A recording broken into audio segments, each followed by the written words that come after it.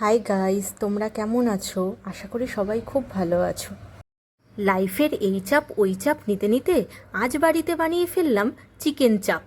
Chicken চাপ শুনলেই মনটা কিরকম বিরিয়ানি বিরিয়ানি করে, তাই না বলো? কিন্তু না, আজকে আমরা ডিনারে চিকেন চাপটা রুটির সাথেই খাবো। চিকেন চাপ বানানোর জন্য প্রথমেই আমি চিকেনটাকে ভালো করে ধুয়ে একটু জল ঝরতে দিয়েছি। আরেকদিকে আমি কাজু, পোস্ত, মগজদানা আর কাঁচা লঙ্কাকে কিছুক্ষণ ভিজতে দিয়েছিলাম। তারপর আমি সেটাকে মিক্সারে গ্রাইন্ড করে নিলাম।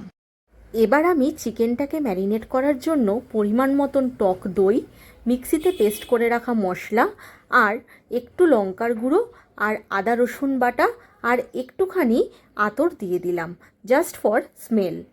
ম্যারিনেট করা চিকেনটাকে 1 ঘন্টা ফ্রিজে রাখার পর এবার আমি গ্যাসে প্যান বসিয়ে তার মধ্যে একটু মাস্টার্ড অয়েল আর একটু রিফাইন অয়েল মিক্স করে দিলাম।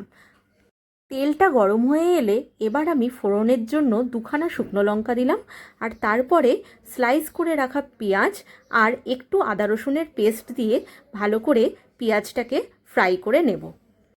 পেঁয়াজটা বেশ খানিকটা ভাজা ভাজা হয়ে এলে, মানে ব্রাউন কালার চলে এলে, আমি এর মধ্যে ম্যারিনেট করা চিকেনটাকে দিয়ে দিলাম।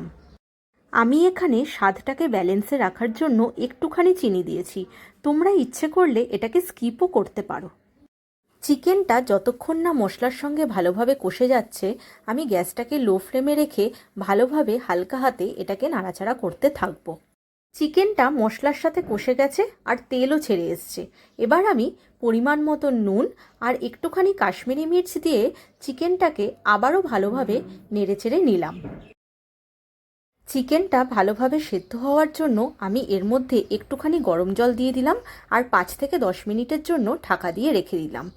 আমার চিকেন তো অলমোস্ট রেডি। এবার আমি এর মধ্যে একটু গরম মশলা আর একটুখানি হোয়াইট ক্রিম দিয়ে আমি চিকেনটাকে সার্ভ করব। Ready to serve. Thanks for watching. By.